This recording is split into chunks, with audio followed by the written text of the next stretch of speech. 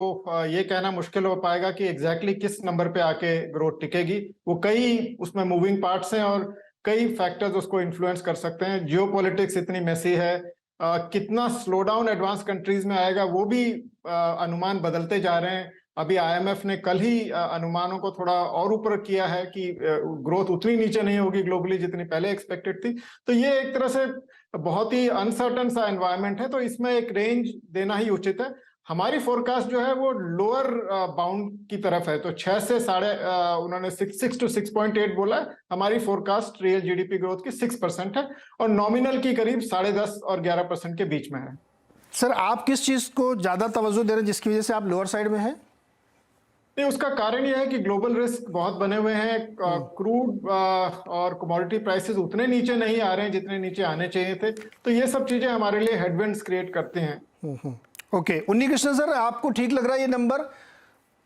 Correct लग रहा है। मेरा अनुमान है कि इस साल का जो गया बीता साल का तकरीबन 7 के करीबन आएगा, 6.8 के ऊपर ही मेरा नजर है, क्योंकि जो टैक्स कलेक्शन का नंबर्स बाहर निकला है ऑलरेडी, उसका मतलब अंडरलाइंग एक्टिविटी जो इकोनॉमिक एक्टिविटी का बढ़ावा हुआ है, तो 6.8 के ऊपर भी हो सकता है। दैट्स अबाउट मेरा अनुमान अबाउट इस साल का।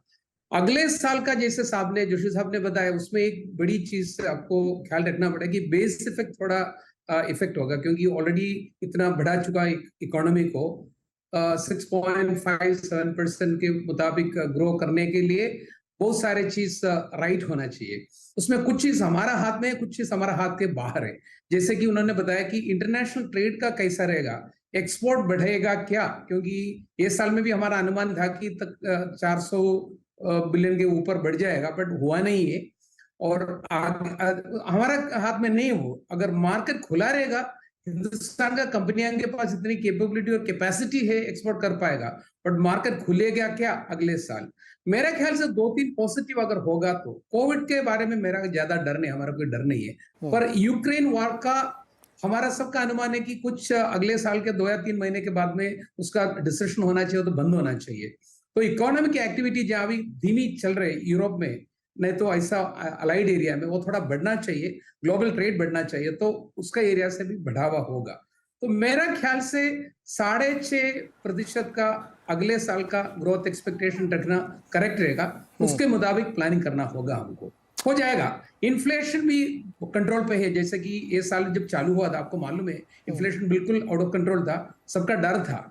बट एक चीज है, हमारा नियर बाई सिचुएशन, अभी चाइना, पाकिस्तान, बाकी एरिया का कैसा डेवलपमेंट होगा, डिफेंस एक्सपेंसेस बहुत ज्यादा बढ़ाना पड़ेगा कि नहीं करना पड़ेगा, ये सब सारे एक आधा चीज हो सकता है। या नहीं तो नंबर्स आंकड़ा जो बताया है करेक्ट ही लग रहे हैं मेरे को। ओके, ये बिट बात है, 6.5% के आसपास उन्हीं कृष्ण से को लगता है। लक्ष्मण के पास कुछ और डिटेल्स है। लक्ष्मण, और डिटेल्स आपके पास है, बताइए।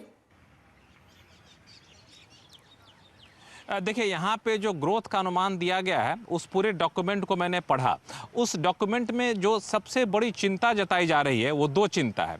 पहली चिंता है कि ये देखना होगा कि आने वाले दिनों में फेड जो है ब्याज दरें बहुत ज़्यादा ना बढ़ाए। अगर फेड बहुत ज़्यादा ब्याज दरें बढ़ाता है तो एक दबाव आता हुआ दिखेगा हमें ग्रोथ पे। दूसरी जो चिंता जताई जा रही है वह अंतर्राष्ट्रीय बाजार में जो डिमांड में स्लो डाउन आया है, वो एक बड़ी चिंता जताई जा रही है, और इसकी वजह से सीधा सा असर जो पड़ेगा वह है आपको एक्सपोर्ट पे। एक्सपोर्ट में पूरे अगले कारोबारी साल में एक दबाव बना रहेगा, ये पूरे आर्थिक सर्वे में बताया गया है। और इसी वजह से कहा गया है कि जो करंट अकाउंट डेफिसिट है उस पर आपको खास ध्यान रखना पड़ेगा। लेकिन इन सब के बावजूद जो अच्छी चीज़ें इसमें बताई गई हैं वो है आपको कि जो डोमेस्टिक ग्रोथ है, अंतर्राष्ट्रीय बाजार में दबाव को संतुलित कर रहा है, वो है घरेलू फैक्टर। घरेलू फैक्टर में उसने कई सारी चीज़ें बताई गई हैं। मिसाल के तौर पर उसमें कहा गया है कि घरेलू फैक्टर में आपको देखिए कि माइग्रेंट वर्कर वापस आ रहे हैं। वापस आने से फ़ायदा ये हो रहा है कि हाउसिंग सेक्टर में डिमांड काफ़ी अच्छी खासी बढ़ रही है। पिछले कारोबारी साल में जहाँ यहाँ पे जो इन्वेंट्री रेट था वो 44 महीने का था, वो घट करके अब 33 महीने तक आ चुका है। तो इस तरह का पॉजिटिव संकेत यहाँ मिल रहे हैं। इसी तरीके से इन्फ्लेशन हम काबू करने में कामयाब होते हुए दिख रहे हैं, ये एक पॉजिटिव संकेत है। निजी निवेश पर एक बात कही गई है कि निजी निवेश बहुत बड़ी चुनौती होगी और निजी निवेश पर सबका ध्यान रखना चाहिए, क्योंकि जो केंद्र सरकार का कैपिटल एक्सपेंडिचर है वो काफ़ी हद तक बजट के जो अनुमान है उसके बराबर पहुंचने जा रहा है। इस वजह से सरकार तो कैपिटल एक्सपेंडिचर कर रही है, अब निजी निवेश को तुरंत अपने निवेश को बढ़ाना होगा और ये एक रोजगार देने में महत्वपूर्ण भूमिका निभाने वाला है। तो ये कुछ महत्वपूर्ण बातें हैं जो आर्थिक सर्वे में कही गई है। तो मुझे लग रहा है कि अंतर्राष्ट्रीय हालात पर जो चुनौती बताई गई है उसको संतुलित करने के लिए, बैलेंस करने के लिए घरेलू बाजार की खूबियों को गिनाया गया है और इस तरीके से ये आर्थिक सर्वे अनुमान पेश करता दिख रहा है। ओके लक्ष्मण, आप देखिएगा कुछ उधारी का फिगर्स भी आया तो हम इस पर दोबारा आपसे जब बात करेंगे तो हम वापस निकल के आएंगे इसमें। जोशी सर, जो चिंता की बात लक्ष्मण कर रहे हैं कि फेड की ब्याज दरें बढ़ने के सिलसिले का असर आ सकता है, अब वहाँ तरह तरह का अनुमान लगाया जा रहा है। कोई कह रहा 25 बेसिस पॉइंट, कोई कह रहा 50 बेसिस पॉइंट, हालांकि डिस्काउंटिंग अब 25 की चल पड़ी है। और एक्सपोर्ट सेक्टर जिस पे बहुत रिलाई कर रहे थे वो एक चिंता है, वो खुद ही कह रहे हैं कि कैड 3% ऑफ जीडीपी है तो बहुत दिक्कत की बात हो सकती है या लगातार बढ़ेगा। तो एक तरफ तो वो बहुत ज़्यादा डोमेस्टिक पे फोकस करें, लेकिन दूसरी तरफ पूरी स्टोरी में जो विलन है वो फॉरेन की तरफ से निकल के आ रहा है। आप कैसे देखते हैं इसमें, ये बैलेंसिंग स्टोरी राइटिंग है या